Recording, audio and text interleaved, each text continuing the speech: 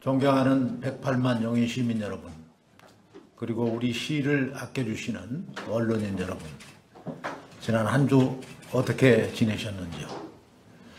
코로나19 국면이 이태원 클럽 사태에서 물류센터 등 수도권 지역 다중이용시설 감염으로 이어져 걱정이 많으시리라고 생각합니다. 우리 아이들의 학습권을 보장하고 코로나19 이전의 정상적인 일상을 이어나가기 위해서 앞으로의 2주가 생활방역의 가장 중요한 골든타임이 될 것입니다.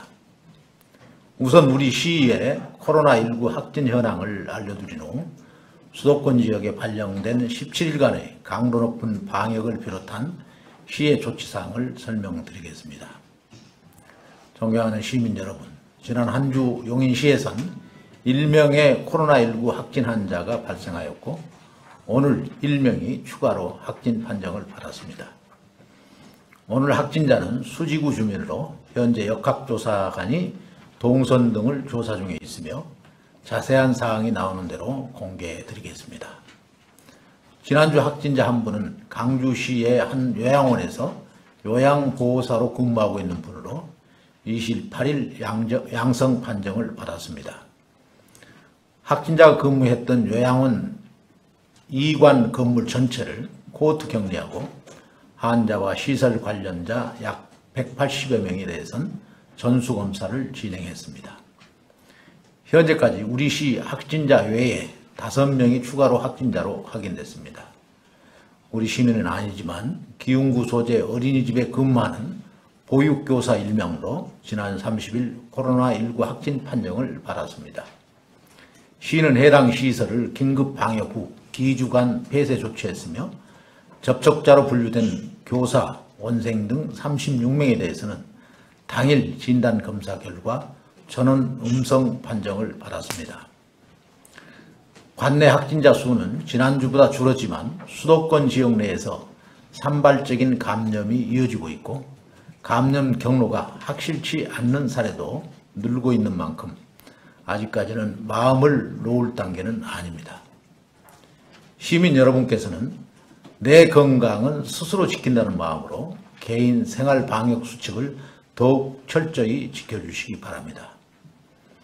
정부는 지난 29일 코로나19 확진자가 집중된 수도권을 대상으로 이달 14일까지 17일간 강화된 방역 조치를 시행한다고 발표했습니다. 따라서 시는 관내 285개 실내외 공공체육시설, 7개 박물관 및 공연장, 17개 도서관, 33개 청소년 시설 및 평생교육시설 등의 다중이용시설 운영을 14일까지 전면 중단했습니다. 다만 용인 자연휴양림은 방역수칙 준수를 전제로 가족 단위의 소규모 방문객에게만 개방하고 단체나 행사성 목적의 방문객 출입은 제한하고 있습니다.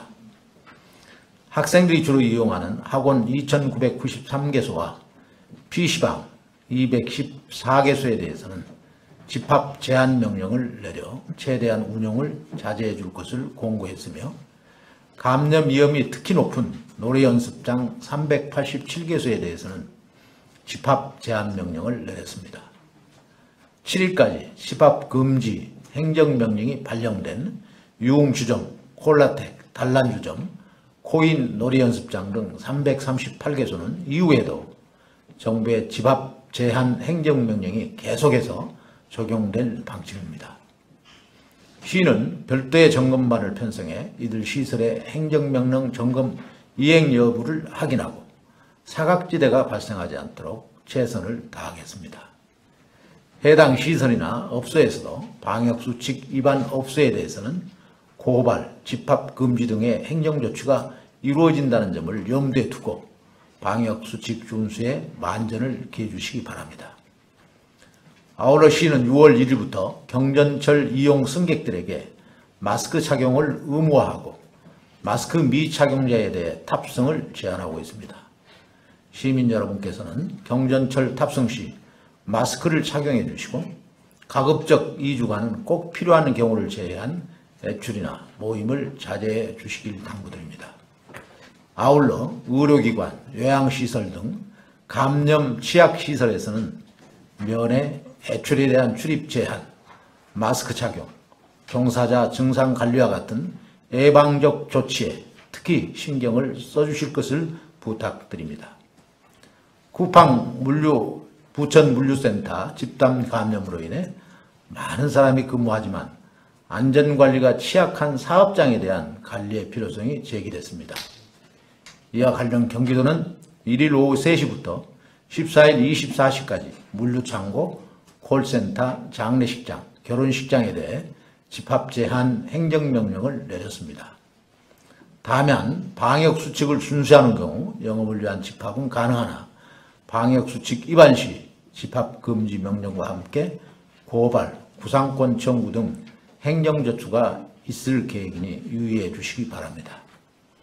이에 앞서 시는 지난 27일부터 운송 택배시설을 포함한 물류창고 등 관내 105개 시설에 대한 점검을 실시하고 있으며 오는 5일까지 완료할 방침입니다.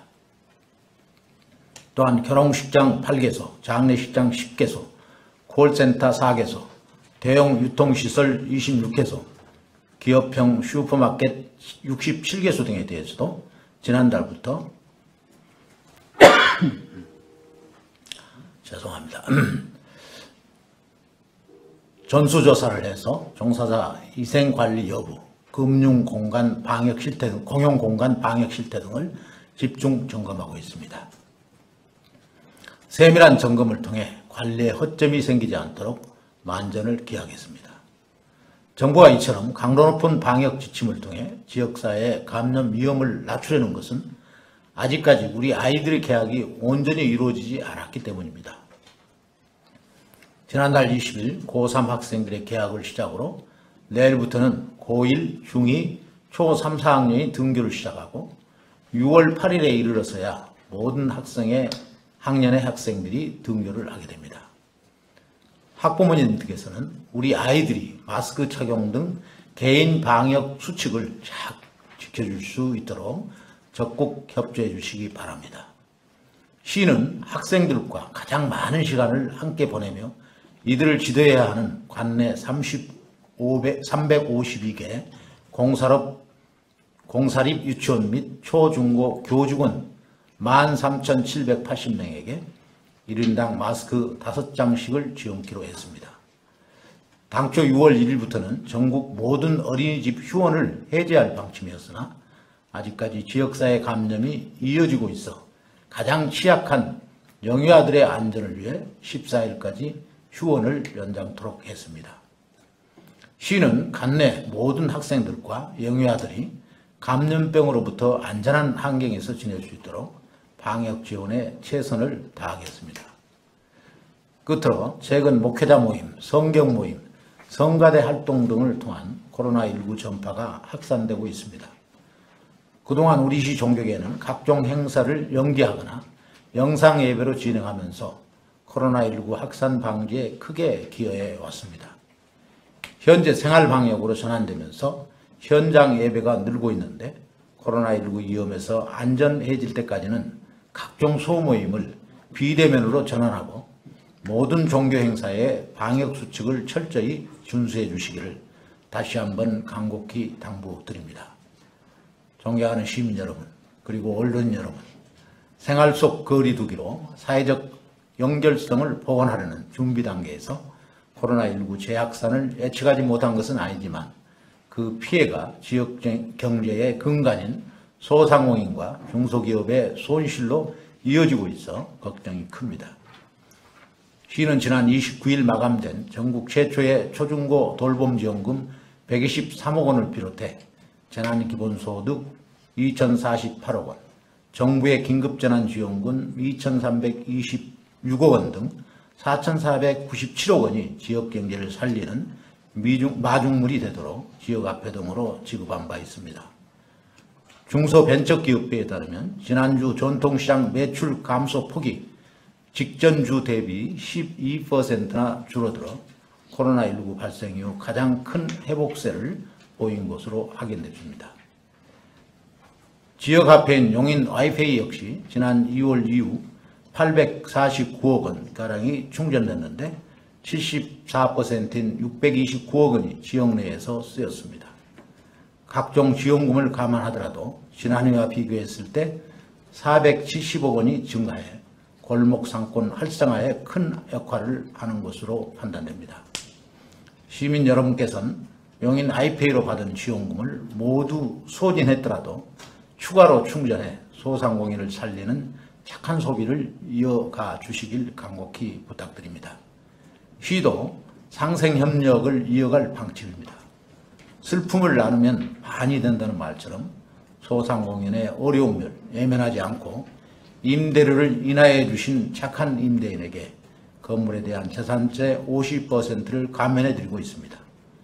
6월 한 달간 각 구청 세무과에서 신청을 받을 예정이니 대상자들께서는 꼭 접수해 주시기 바라며 많은 점포주들이 상생문화확산에 동참해 주시길 부탁드립니다. 지난 17일 개최 예정인 일자리 박람회에 관내 우수 기업들이 참가 신청을 해 주셨습니다. 박람회에선 생산, 제조를 비롯해 물류관리, 운전기사, 베이비시티 영업사무 등 다양한 분야별로 360여 명을 채용할 예정입니다. 주차관리나 단순 포장, 조리 보조 등 전문 기술이 없더라도 간단한 매뉴얼만 익히면 충분히 역할을 수행할 수 있는 일자리도 마련되니 코로나19로 일자리를 잃은 시민들이 이번 행사를 통해 재취업의 기회를 갖길 바랍니다. 아울러 정부의 고용안전지원금이 1일부터 온라인 접수 중이오니 자격이 되시면 놓치지 마시고 신청하시기를 바랍니다.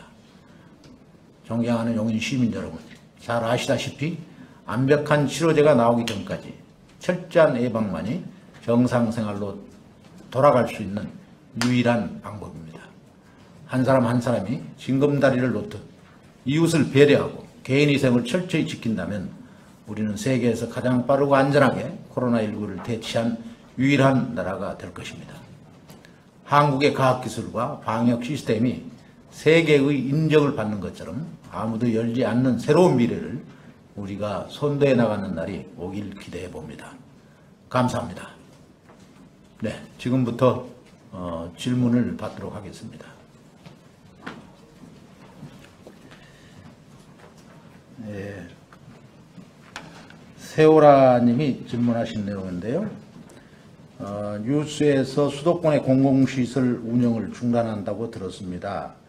용인 자연휴양림에서 지인들과 모임을 하려고 계획 중이었는데 가능한가요? 이건 불가능합니다. 하여튼 모임이나 자기 가족이 아닌 분들하고 이렇게 와서 같이 묵는 것은 제한을 하고 있고요. 지금 허용하는 것은 유일하게 평상시 함께 사시는 가족들이 오셨을 때 같이 입장하시는 것은 가능하겠습니다.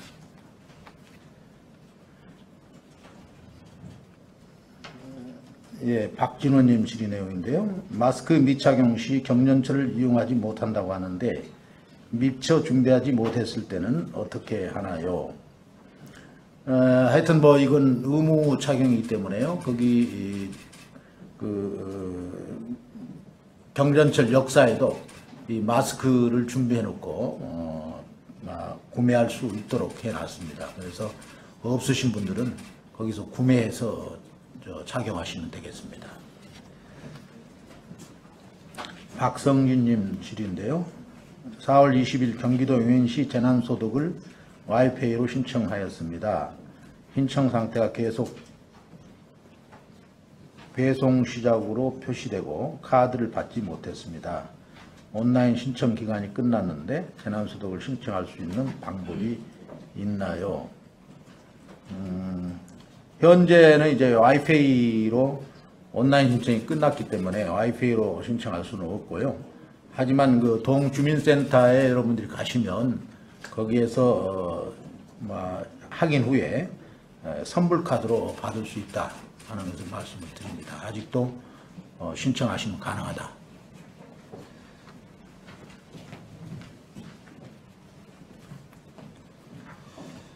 김은주님 질의 내용인데요. 제가 살고 있는 아파트에 혼자 살고 계시는 할머니가 계십니다. 자녀도 없고 거동이 불편하셔서 국가재난지원금 신청을 못했다고 하는데 신청 방법이 없나요? 우리가 이 찾아가는 신청을 지금 하고 있기 때문에요. 이것도 그 주민센터에 가셔서 방문 접수를 해주시면 아마 선불카드로 지급을 하도록 되어 있기 때문에 주민센터에 전화를 하셔도 되고 또 찾아가셔도 되고 일단 신고하시면 방문해서 선불카드로 드린다 하는 걸 말씀을 드립니다.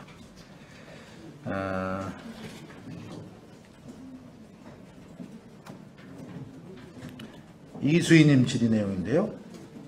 5세 아이를 키우는 엄마입니다. 기흥구 어린이집 선생님이 확진되었다는데 시에서는 방역 및 아이들을 위한 조치를 어떻게 하셨나요? 맞벌이를 하면서 아이를 어린이집에 보내고 있는데 불안합니다.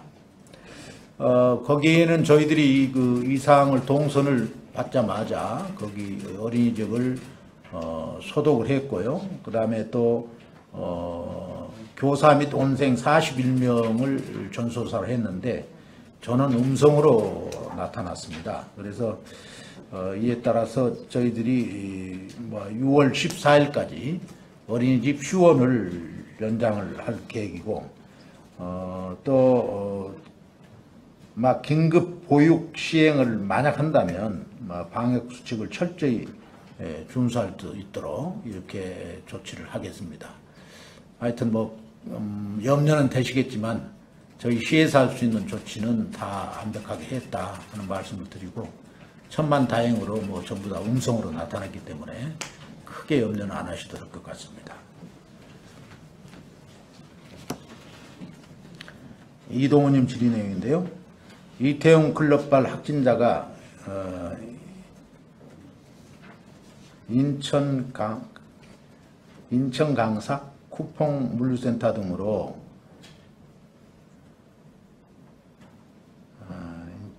인턴 강사 쿠폰 물류센터 등으로 점차 동쪽으로 이동해 오고 있어 용인시가 영향을 받는 것 같습니다.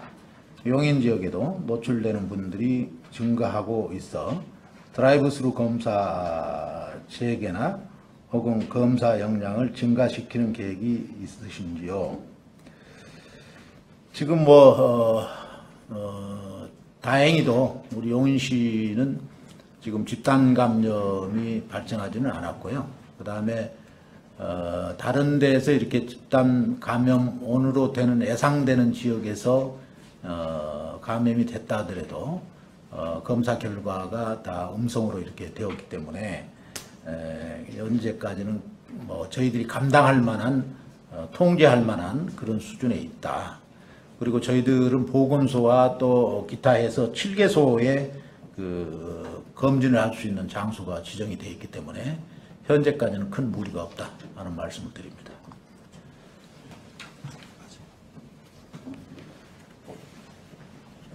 정여정님 질의 내용인데요. 어머니가 용인에 손자 사시고 저는 서울에 살고 있는 딸입니다. 어머니를 대신해서 긴급재난지원금 신청이 가능한지요? 이건 가능합니다.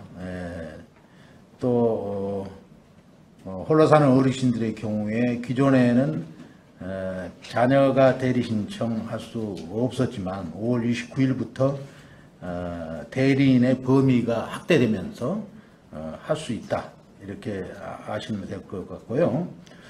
어머니가 거주하신 해당 동 주민센터를 방문해서 신청을 하셔야 되는데 이때 어머니의 신분증과 딸 신분증, 이임장, 가족관계 증명서를 지참을 하시면 대리 신청이 가능하다 이렇게 말씀을 드립니다. 네, 또 질의 내용이 있으시면 댓글로 남겨주시면 저희들이 댓글로 또 답변을 성실하게 드리도록 이렇게 하겠습니다. 오늘 감사합니다.